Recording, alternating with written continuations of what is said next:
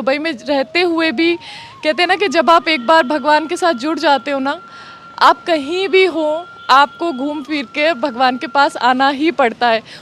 सिर्फ काम काम अच्छा नहीं लगता, वो आपका बस एक ये कि आपने रोटी खानी है, अपना पेट पालना है। वो प्रेम मेरे और कान्हा के बीच में है, तो उस चीज़ का मुझे ना तो एक्सप्लेनेशन देना पड़ता है किसी को, लेकिन मेरे लिए कृष्णा एक पिता की तरह, उनका साया है मेरे साथ में। यशोमती मैया से बोले नंद लाला। राधे राधे। मैं हूँ सौरभ। ब्रजभूमि ऐसी नगरी, यहाँ पर दूर दराज से भक्त आते हैं। जो एक बार यहाँ आ जाता है वो बार बार आने की इच्छा जाहिर करता है। हमारे साथ भक्त हैं, आइए इनसे बात करते हैं। राधे राधे। राधे राधे। क्या नाम है आपका? विजेता। राधे राधे। राधे राधे। क्या नाम है आपका? दीक्षित शर्मा। ये कहाँ की रहने वाली हैं आप? हम लोग हिमाचल प्रदेश शिमला से हैं और हम लोग ब्रिज पहली बार नहीं दूसरी बार आए हैं। हमारे को राधा रानी ने अवसर दिया है कि हम दूसरी बार यहाँ पर आएँ, उनके दर्शन करें। उनके प्यार में इतना रम चुके हैं कि यहाँ से जाने का दिल नहीं करता। दिल करता है सुबह शाम बस बांके बिहारी के मंदिर में बैठे रहो, उनको देखते रहो, वृंदावन घूमते रहो, यहाँ के प्राचीन मंदिर देखते रहो। उनमें जो प्रेम बसा हुआ है, एक एक पत्ते में जो प्रेम बसा हुआ है, वो प्रेम देखते रहो, बस उसी में ही मन मोह जाता है। ये भक्ति की शुरुआत कैसे हुई आपकी? भक्ति की शुरुआत एक्चुअली हमारे घर में सभी बहुत ज़्यादा स्पिरिचुअल हैं, सभी लोग भगवान को बहुत ज़्यादा मानते हैं। तो मैं भोले बाबा की बहुत बड़ी भक्त थी। फिर 12 साल पहले मेरे पास गोपाल जी आए, वृंदावन से ही आए। एक महात्मा थे, संत थे, उन्होंने मुझे एक उपहार के स्वरूप में दिया। तो मैंने 12 साल से गोपाल जी की सेवा करनी शुरू करी। स्टार्टिंग में नहीं आती थी सेवा करनी, फिर इस्कॉन में जाके गुरु दीक्षा लेके उनसे सीखा कैसे सेवा करनी है, तो उनकी सेवा करने लगी। जब उनकी सेवा करने लगी तो उनसे इतना ज़्यादा अटैचमेंट हो गया, उनसे इतना ज़्यादा प्रेम हो गया कि ऐसा लगता है कि मेरे सामने कोई मूर्ति नहीं है या कोई ऐसा कोई स्टैचू नहीं है, साक्षात मेरे सामने एक छोटा सा बच्चा बैठा है जो मेरे से हर 2 मिनट बाद कभी कुछ मांगता है, कभी पानी मांगता है, कभी दूध मांगता है। तो उनसे वो प्यार इतना बढ़ गया कि आज उन्हीं के प्यार की बदौलत, राधा रानी के प्यार की बदौलत हम लोग वृंदावन तक आ गए। क्या करती थी आप? सर मैं दुबई में जॉब करती थी, 6 साल मैंने दुबई में जॉब करी है। उसके बाद दुबई में रहते हुए भी कहते हैं ना कि जब आप एक बार भगवान के साथ जुड़ जाते हो ना, आप कहीं भी हो, आपको घूम फिर के भगवान के पास आना ही पड़ता है। उनके प्रेम में इतनी ताकत है कि वो आपको दुनिया के किसी भी कोने से उठाकर अपने पास वापस ले आएंगे, अगर आपके मन में सच्चा प्रेम है तो वही मेरे साथ हुआ। दुबई में जॉब करती थी, कोविड के टाइम में घर आ गई, उसके बाद शादी हो गई। लेकिन भगवान की इतनी कृपा रही कि मेरे हस्बैंड भी हैं, वो भी भक्ति बहुत ज़्यादा करते हैं, और हम दोनों ने फिर निश्चय किया कि हम लोग वृंदावन ज़रूर आएंगे। ये पहले गोपाल जी को इतना ज़्यादा नहीं मानते थे, पर जब इन्होंने गोपाल जी की सेवा करनी शुरू करी मेरे साथ, अब मुझसे ज़्यादा इनको गोपाल जी से प्रेम हो गया है, और फिर हमने निश्चय करके यहाँ पर आने का प्रण किया। दुबई में जब आप रहती थी किस कंपनी में काम करती थी, और जब काम करती थी क्या मन लगता था वहाँ पर? ब्रज की याद नहीं आती थी? सर सच्ची बात तो ये है कि काम तो आपको अपना पेट पालने के लिए करना ही होता है, वो तो आपका एक कर्म है जो आपको करना होता है। लेकिन उसके साथ साथ आप जब भगवान से प्रेम के रस में डूबे होते हो ना, तो आपको सिर्फ काम काम अच्छा नहीं लगता। वो आपका बस एक ये कि आपने रोटी खानी है, अपना पेट पालना है, लेकिन आपका जो पूरा ध्यान होता है ना, वो भगवान की तरफ ही होता है, वो कान्हा की तरफ, राधा रानी की तरफ ही होता है। तो वो इतनी याद तो बहुत आती थी, इतनी याद आती थी कि दिल करता था कि सब छोड़ छाड़ कर 2 वक्त की रोटी खाएंगे, खुशी से खाएंगे, राधा रानी के साथ खाएंगे, कन्हैया के साथ खाएंगे। पर कुछ मजबूरियाँ होती है। फिर उसके बाद कोविड के टाइम में जब सब कुछ ही भगवान ने खुद ही सब कुछ बंद करवा दिया, तो फिर हमारे पास यहाँ पर आने से इससे बड़ा और कोई मौका था ही नहीं हमारे पास यहाँ आने का। आप बताइए, जैसे इन्होंने कहा कि आप भगवान को नहीं मानते, लड्डू गोपाल की पूजा नहीं करते, तो मन में कैसे आया कि मुझे अब माननी चाहिए? नहीं, मैं भगवान को मैं मानता हूँ, लेकिन जितनी निष्ठा और प्रेम इनका गोपाल जी के प्रति है उतना मुझसे नहीं हो पाता था। लेकिन धीरे धीरे जैसे मैं देख रहा हूँ चीज़ों को, और जो मेरे पर्सनल लाइफ में जो एक्सपीरियंसेस रहे हैं, उसके बाद मेरा खुद इन चीज़ों पर विश्वास हुआ कि नहीं, कोई शक्ति है जो हमें इंस्पायर करती है, और इस तरह से फिर मेरा भी इस प्रति थोड़ा सा जुड़ाव शुरू हो क्या गया। काम करते हैं आप? मैं सैनिटरी इंस्पेक्टर हूँ म्यूनसिपल कॉरपोरेशन शिमला में।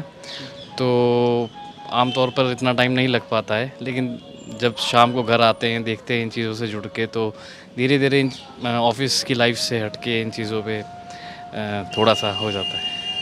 जब आप ऑफिस जाते हैं ये मस्तक पर तिलक भी लगा के जाते हैं? जी ज़रूर। जी। तो हमेशा। कोई टोकता नहीं होगा? नहीं, हमारी श्रद्धा है, ऐसे तो इसके लिए तो कोई नहीं टोकेगा। आप बताइए, आप जब ऑफिस जाती थी दुबई में, तो आप ये मस्तक पर तिलक लगा के जाती थी? सर ऐसे हमारे को वैष्णव तिलक लगाना अलाउड नहीं था, तो मैं क्या करती थी, थोड़ी सी रज ले ली, थोड़ा सा चंदन ले लिया, उसका हल्का सा तिलक लगा लेती थी, कंठ पर लगा लेती थी, कानों पर लगा लेती, ताकि इतना नज़र ना आए, क्योंकि सब लोग नहीं मानते, सबकी अपनी अपनी भावनाएं हैं। तो वो हल्का सा तिलक लगा के चली जाती थी। पर कोई ऐसा दिन नहीं होता आज भी कि जिस दिन हम रज या फिर चंदन का तिलक ना लगाएं। आप पूरे भक्ति में हैं, ड्रेस भी आपने पूरी भक्ति वाली पहन रखी है, वहाँ की ड्रेस अलग थी, तो कुछ वहाँ भी ऐसी पहनती थी आप? सर ऑफिस के लिए हमारे को जैसे प्रोफेशनल कपड़े वहाँ पर पहनने पड़ते हैं, आप वो चीज़ फॉलो करनी ही पड़ती है आपको। लेकिन जैसे ही ऑफिस ख़त्म होता था, मैं घर आती थी, तो उसके बाद मैं और कृष्णा हम दोनों होते थे। तो कृष्णा मेरे साथ, मैं कृष्णा के साथ, हम दोनों धोती कुर्ता पजामा सब जो हमारी भारतीय वेशभूषा है, हम लोग हमेशा उसी में होते दुबई में भी आप लड्डू गोपाल ले गई थी? हैं। जी, वो हमेशा मेरे साथ रहे हैं। तो वहाँ के लोगों ने कभी टोका नहीं कि लड्डू गोपाल कौन है, क्या है? उनको मालूम ही नहीं है क्या है। उनके लिए एक जस्ट एक स्टैचू है कि कोई लड़की है, वो स्टैचू को रखती है अपने साथ, तो वो प्रेम मेरे और कान्हा के बीच में है। तो उस चीज़ का मुझे ना तो एक्सप्लेनेशन देना पड़ता है किसी को, ना कोई मुझसे इतना ज़्यादा पूछता है, क्योंकि उन लोगों के लिए वो सिर्फ एक मूर्ति है और वो लोग इतना इंटरेस्टेड नहीं होते।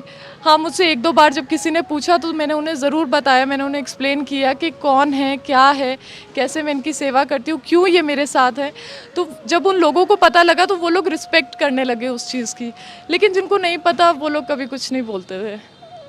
कोई भगवान का आप दोनों के चमत्कार हुआ, राधा रानी ने कोई चमत्कार किया हो आपके जीवन में? हर रोज़ होते हैं सर। हर रोज़ होते हैं। मैं आपको अभी रिसेंटली की बात बता देती हूँ। हमारा वृंदावन आने का था और इनकी सैलरी लेट हो गई थी। पता नहीं मुझे बोलना चाहिए कि नहीं बोलना चाहिए। तो इनकी सैलरी लेट हो गई थी, तो हमारे पास फाइनेंशियली थोड़ा सा बजट कम हो रहा था वृंदावन आने के लिए। पता नहीं राधा रानी की कृपा है, मैं शाम को लड्डू गोपाल के पास बैठी, मैंने उनसे बोला कि कन्हैया मेरे को आना है, आप जैसे भी करके कुछ करो, और राधा रानी को भी बोलो कि हमारे को परमिशन दे वहाँ आने की। और बहुत दिल रोना वाला हो गया था कि हमारे को इतने टाइम बाद मौका मिल रहा है कि हम वृंदावन जाएं। और जब हम अपने पर्स खोल के देखने लगे ना, जबकि हमने उन पर्स में पहले भी देखा था, जब हमने वो पर्स खोल के देखे ना, तो उसमें से किसी में से 500 रुपया निकल गया, किसी में से 1000 रुपया निकल गया। और हम लोग को ना समझ में नहीं आ रहा था कि ये पैसे आ कहाँ से रहे हैं, हमने नहीं रखे थे। और हम इतने खुश हुए कि मैंने गोपाल को बोला, गोपाल आपने मेरे को यहाँ आने के लिए इतनी मदद कर दी है ना, मैं राधा रानी लेकर आऊँगी आपके लिए। और फिर उसमें आज हमने प्रण किया है कि आज राधा अष्टमी भी है और आप सभी भक्तों को राधा अष्टमी की ढेरों शुभकामनाएं।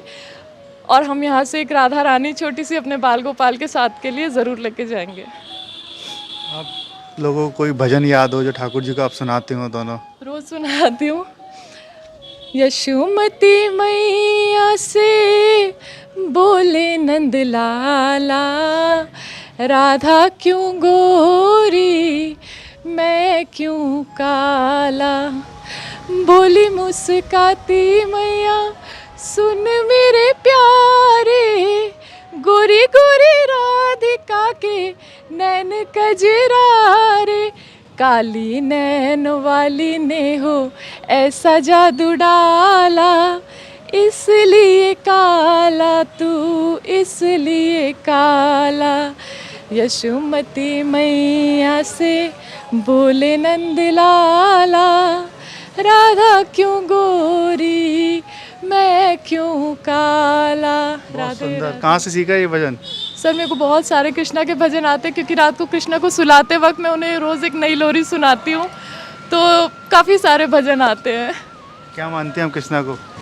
कृष्णा मेरे लिए सर सब कुछ है, ये उनको अपना बच्चा मानते हैं, लेकिन मेरे लिए कृष्णा एक पिता की तरह उनका साया है मेरे साथ में, एक सखा की तरह मेरी बातें सुनते हैं, एक माँ की तरह जब मैं कमज़ोर पड़ती हूँ मुझे मोटिवेट करते हैं, मुझे हौसला देते हैं कि नहीं उठ, कोई बात नहीं, मैं हूँ, और एक भाई की तरह प्रोटेक्ट करते हैं मुझे हमेशा। तो मेरे लिए कृष्णा, जो मेरा मेरा हृदय है ना, वो कृष्णा है।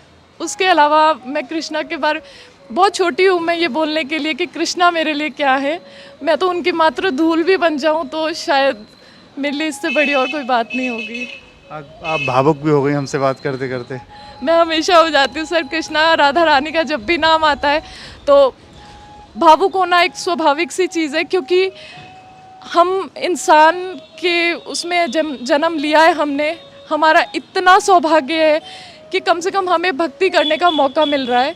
हम लोग इतने, मैं कहती हूँ हम वो ऋण कभी उतार नहीं सकते कि हमारे को उन्होंने यहाँ तक बुलाया, और यहाँ बुलाने का भी छोड़ो, हमारे को अपने साथ उन्होंने जोड़ कर जो रखा है ना, वो हमारे लिए सबसे बड़ी बात है। राधे राधे। राधे राधे। देखिए, अब तक हमारे साथ रहे हिमाचल के भक्त जो वृंदावन में आए हैं। वृंदावन आज राधाष्टमी का पर्व है, दर्शन करने के लिए, जिनका कहना है कि इनके जीवन में लड्डू गोपाल ने कई चमत्कार किए हैं, राधा रानी ने कई चमत्कार किए हैं। इनका आने का था लेकिन इनके पास फाइनेंशियली प्रॉब्लम थी, लेकिन ठाकुर जी ने ऐसा चमत्कार किया कि ये वृंदावन दौड़ी चली आई। राधे राधे। राधे राधे।